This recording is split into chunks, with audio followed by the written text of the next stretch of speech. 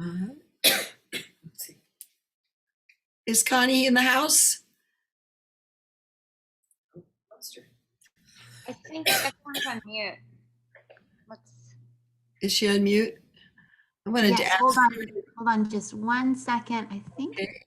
we might have lost her for a moment. I hope not. She'll join back in. Okay. But she's not here right now, BZ, if All you right. Oh, all right. Well, I was going to find out where it is latest first and let that person go next because some of you are in far, far away places. Tony Cranston, it's so nice to see you. Would you like to be our next teller, Tony? It would be a delight to have you share your stories with us. Tony lives in the UK, is that correct? Go ahead and unmute yourself, Tony. There we go. Unmute. Good. Thank Can you. you hear me? Yes, we can. Good. Yes, I'm about 8 hours ahead of you, so whatever time it is there, just add 8 hours and then you go. I am here in my junk room stroke. You can see these things that they have stored here. He's 29 going on 9. You know what I mean? So I have a story for you. This story I learned in Beijing at the Children's Palace way back in 1993 with a little girl who told me this story called Su Jie. The story of Su Jie is, I'll tell you that another day. But she, Chinese, learned this story from her mum, who was Mongolian. And the story is quite obviously based on a Russian folktale. So Russian into Mongolia, into China, back to London, and then over to you guys in California. And then you can pass it on to whoever you like. So stories do go around quite well. But this is that story. What was the story going to be? Oh, yeah. Okay. Once there was a man who dreamed all day and all night of just maybe once in the whole of his lifetime, he could just see the wonderful, the mysterious, the magical firebird. That's all he ever dreamed of. All day he looked up into the clouds. All night he looked among the stars for his dear wish. Then one night, on his farm, among the trees and by the lake, he stood and he saw. He couldn't believe his eyes. He saw the wonderful, the mysterious, the magical firebird. Oh, he began to sweat. He began to shiver. He was so excited he couldn't believe his eyes as the firebird, who was thirsty, firebirds often are, flew down to the edge of his lake, took off her feathers, became a beautiful young girl and went swimming in the water. Now, everyone, he was a nice man, but he couldn't help himself. He went straight up to the water's edge, picked up the cloak of golden feathers, and buried them in his garden. Later, the firebird came out of the water as a young girl. She looked everywhere for her feathers. These were her footprints. She couldn't find where they were. She looked here, she looked there. She looked up into maybe the birds or animals that took it into the trees. She looked everywhere and she began to get upset because without her feathers, she couldn't be a firebird anymore. And she began to cry. And just at that moment, the man came out, put his arms around her shoulder and said, there, don't be afraid. I will take you home with me and look after you. And so he took her home. And boy, did he look after her. He was so good. Listen up, fellas. He was so good. He would comb her hair for her. He would make her put her feet up and watch TV. He would take her shopping and buy her gifts. And they would go for long walks together. And he would make breakfast, and a good breakfast too. And he would wash the dishes behind her. And he did all the housework. He was so good. He was so good. He even put the toilet seat down for her. He was so nice. And after living with him for a while, she began to like him a bit. And after living with him for a little while longer, she began to like him a lot more. And after a while, she fell in love. And they got married. And a year later, they had a beautiful boy. And oh, he was gorgeous. He was handsome. He had dark hair and dark eyes. He was the apple of his mother's eye. He was so intelligent and so clever. And the years rolled by happily. And she quite forgot that she was a firebird. She loved her husband and she adored her child and she loved her new life. One day, on that boy's 8th birthday, he was out down by the lake, looking for treasure, looking for where pirates might have come across the lake and buried their treasure, they be. Arr. And he looked here and he looked there. He looked everywhere that was possible place the pirates could have buried it. And with his spade, he went into his garden. And there he started to dig in his garden. And look, what was that? Shiny, golden, magnificent, wonderful. It cleared away the soil. He got so excited and he carefully pulled out a beautiful cloak of gold and feathers. He went straight to his mummy and said, Mummy, Mummy, Mummy, look what I've got. I found a cloak of gold and feathers. It's a treasure. I give it to you. And his mummy took the feathers and laid them across her lap and began to stroke them, feeling the softness of the feathers and beginning to remember that she was really a firebird after all. But what should she do? Should she be a firebird and fly away again? But how could she ever leave her husband? She loved her husband. She adored her child. What could she do? Should she stay as a husband, as a wife? Should she stay as a mother? She thought and she thought and she thought and she thought.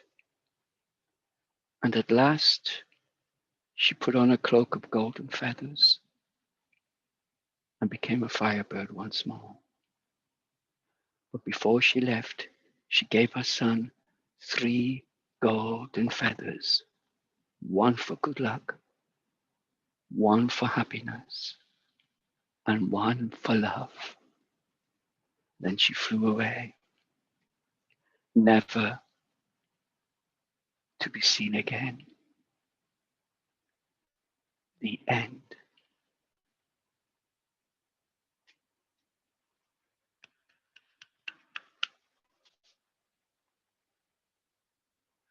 Did you hear that?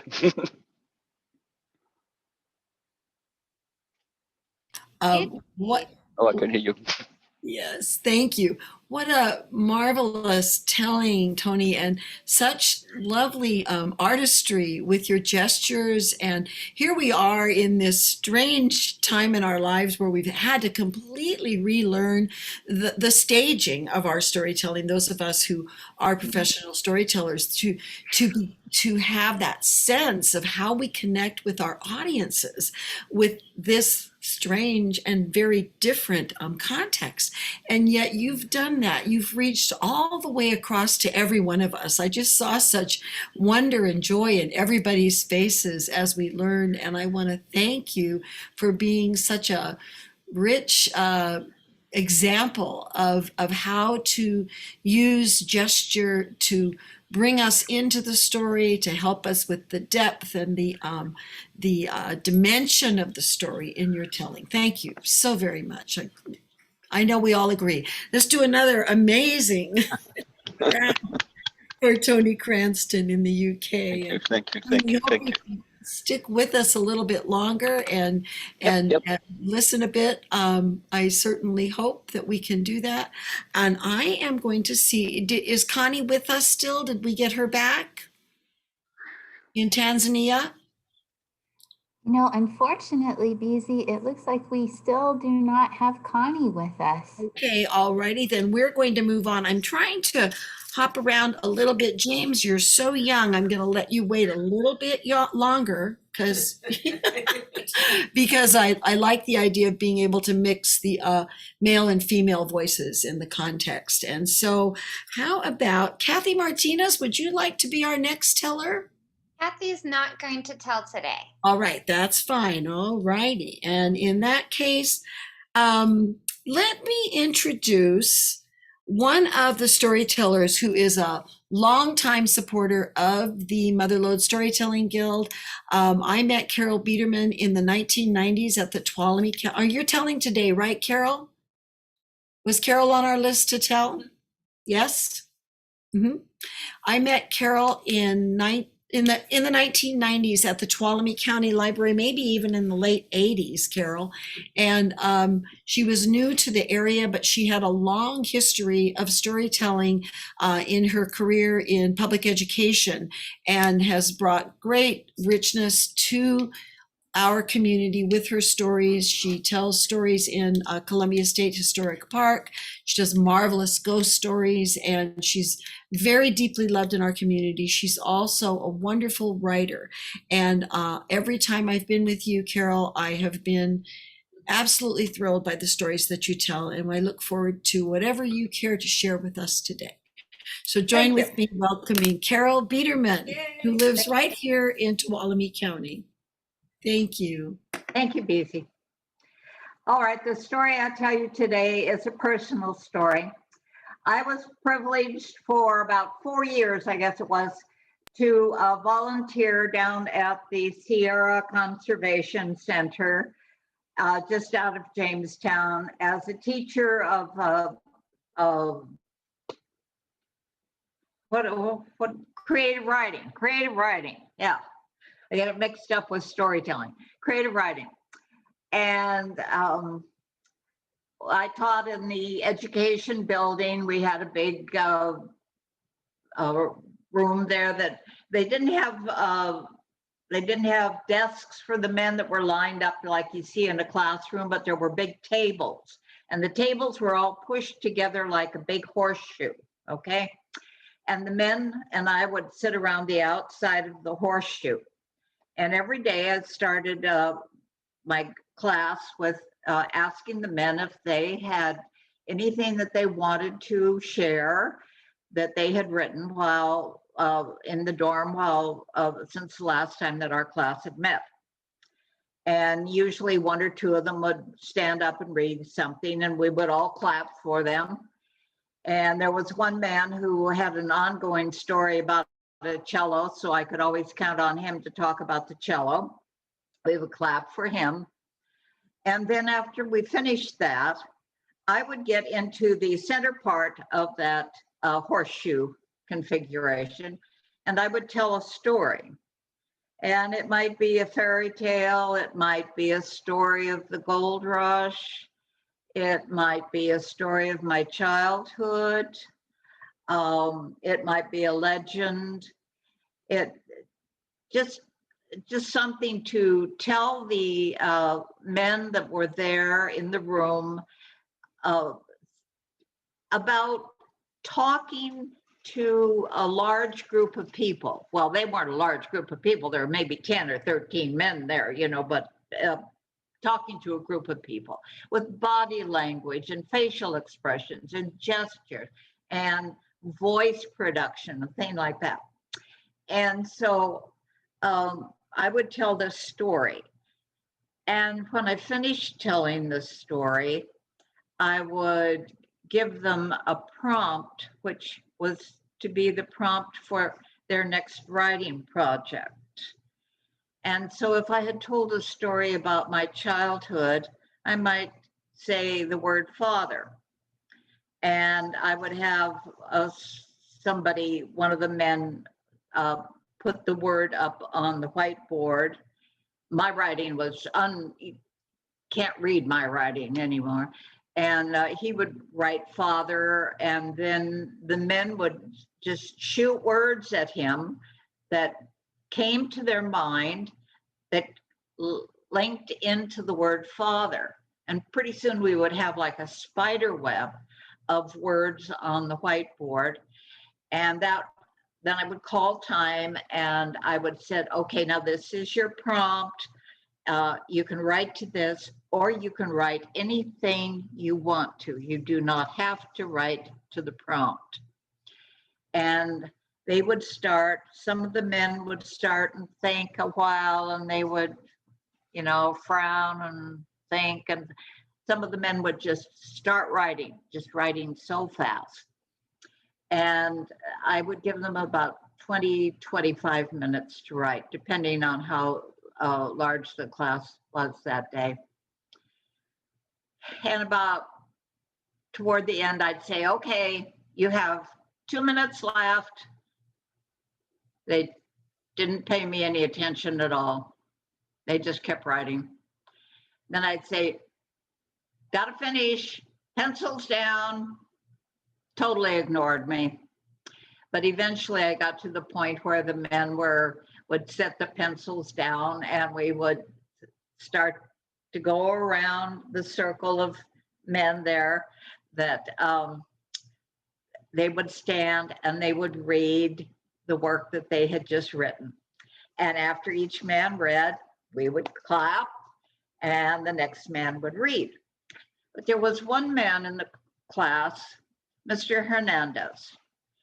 He had very limited English speaking. He was Spanish speaking.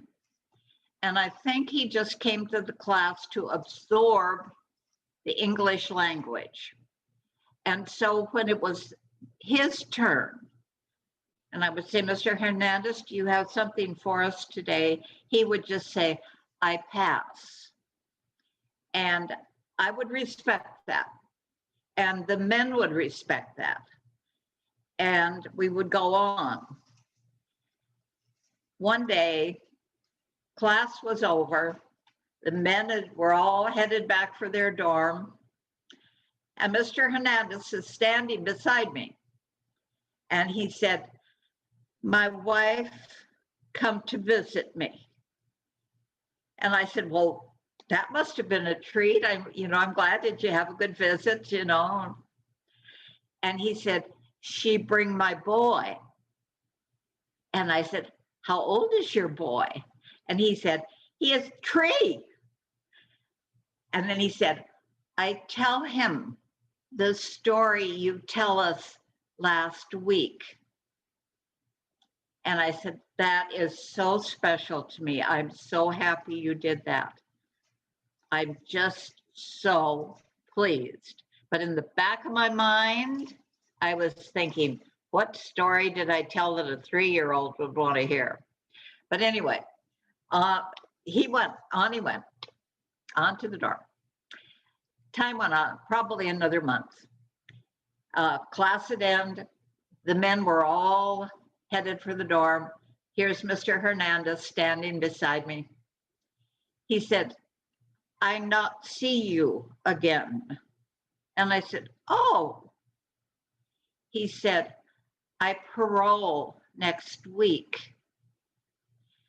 Now, there are rules at the institution.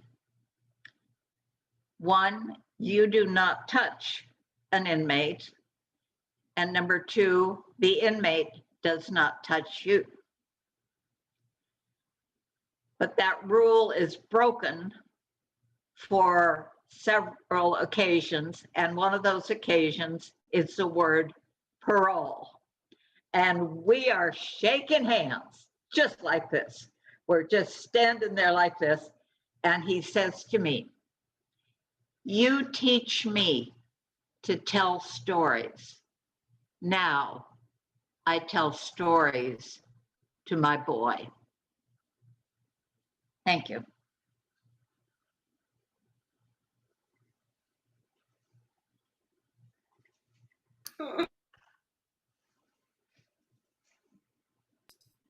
And again, she gives us such delight and the gift of your ability to take your life's experiences and to make it not just accessible to us, but to paint a warm and loving picture in this instance of an incredible time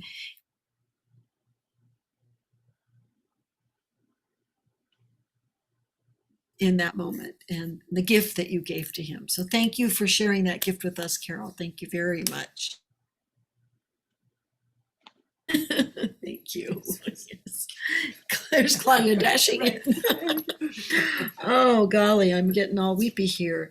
Well, I think it would be nice to let James have the choice to leave us because it's pretty late there, right, James?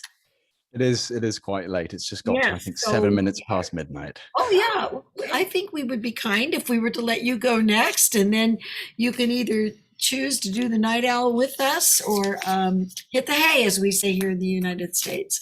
So please. Excuse me, sorry, BZ. James, I just want to make sure you know that I will be stopping the recording now. Thank you very much. That's much appreciated. Yes.